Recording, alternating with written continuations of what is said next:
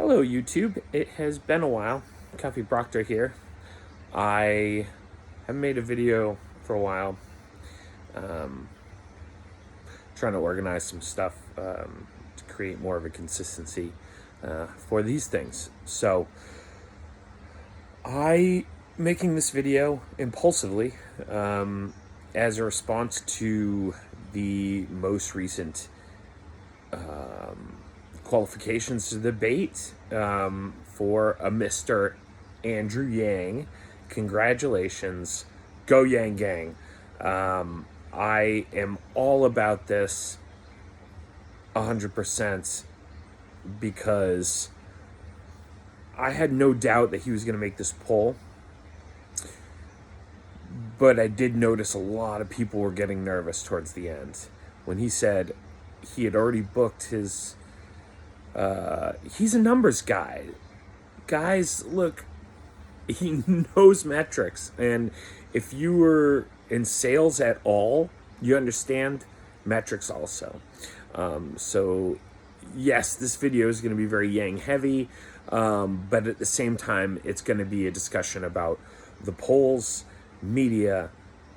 So strap in, I guess. The first thing that's so important to me is we get really hung up on polls and what they mean and electability. It's 2019. Ladies and gentlemen, we have computers in our fucking pockets. We are not reliant on the old school methods, the archaic methods of measurements. It's just not necessary anymore.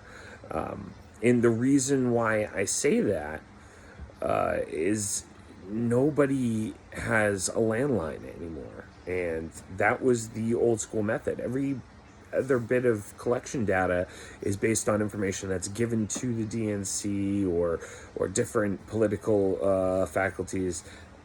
I'm pretty confident most of these polls are not representative of the whole United States demographic at voting. I think that they're really going to be skewed towards Biden voters and Buttigieg voters. To be honest, I think that, unfortunately, the downside of that is they're going to miss out a big part of that, and it's going to make them look really, really bad. I mean, it's not an unfortunate thing, but it's definitely going to change the perspective on how we measure elections in polls, and we're going to have to change the whole game moving forward. I think the thing that people aren't factoring in, which is stupid, again, us just not looking at the history and putting the, lining up, connecting all the dots, I guess. It's really, really simple. Donald Trump became president of the United States despite every single poll that calculated Hillary Clinton as a winner, even with her being the least favored, least electable candidate. I mean, he was underestimated at every single point during the election. This is 4 fucking years ago, people. This isn't a long time ago. This isn't President Nixon. We just dealt with this. So when you go by measurements, these archaic measurements, and I say archaic because things are happening right in front of us. Cell phones are happening overnight. New models come out. The cost of data, as you've seen, has changed exponentially. Our personal data becoming a center point, and that's been over a 5-year period, really, that we've really even been able to understand it, but it's been happening for longer.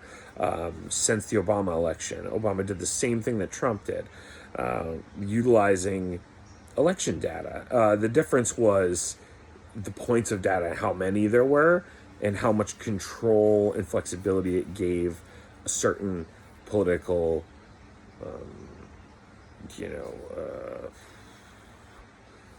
campaign.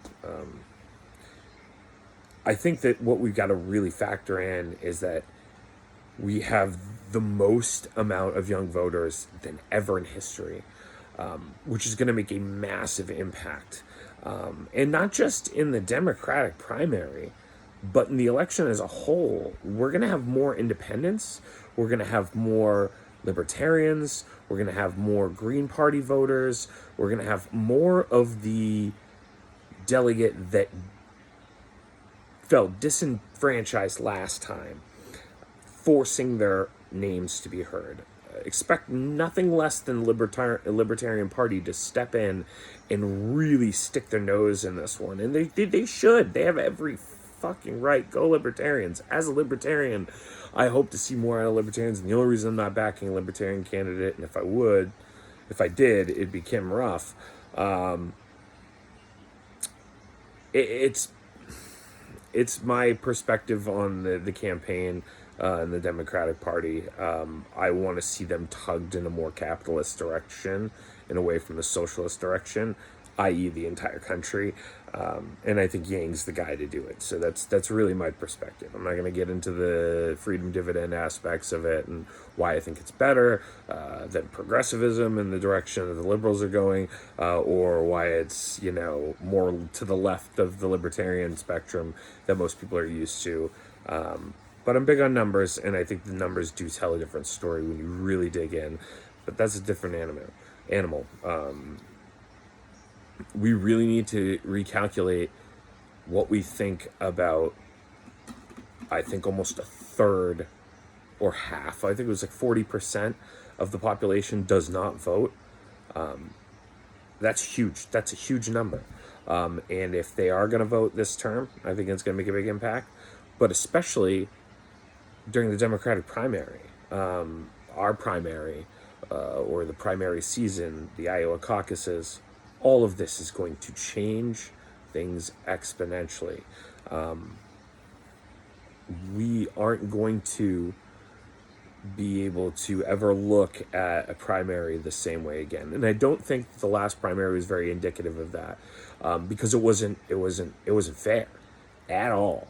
I mean, Lincoln Chaffee, and like a couple other guys, it was just it was a mess. It looked bad. There was not a strong run. I know he's part of the Libertarian Party now, and go him. Hey, nothing against Lincoln. It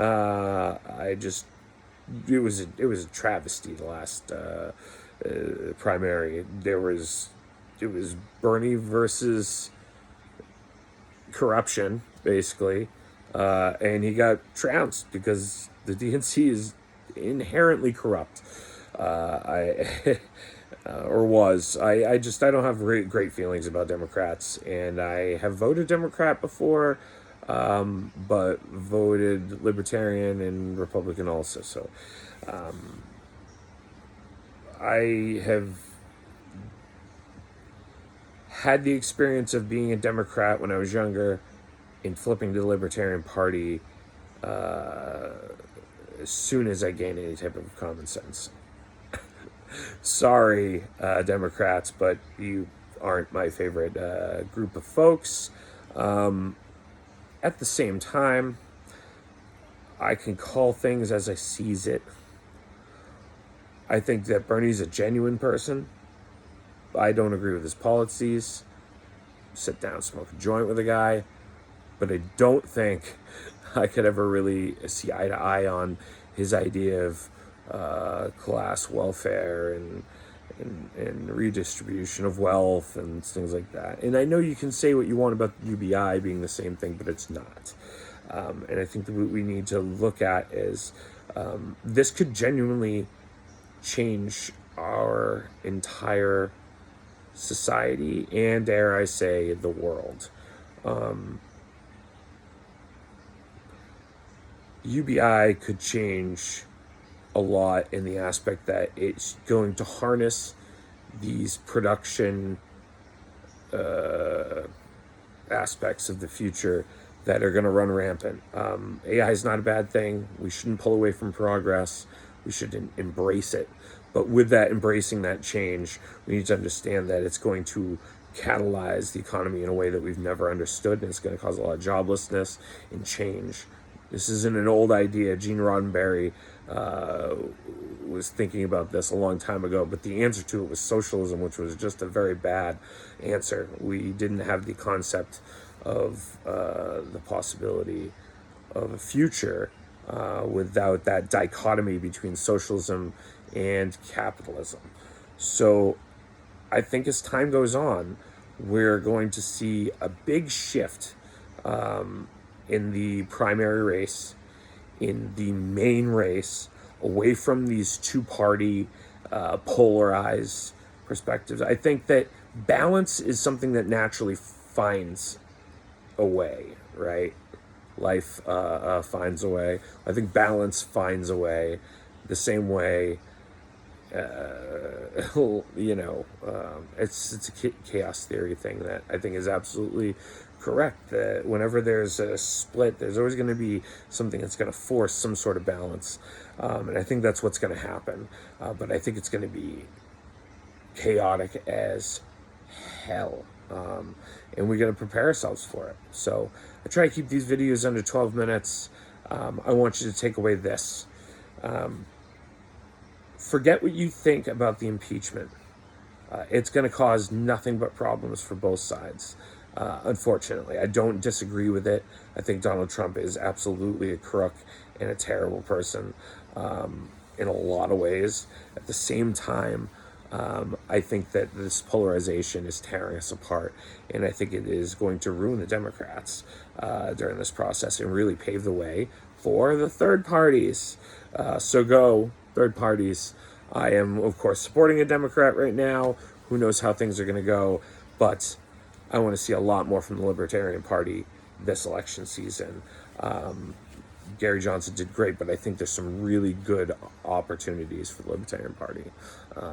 Thank you for listening. Subscribe, like, Patreon, all that. See you again soon.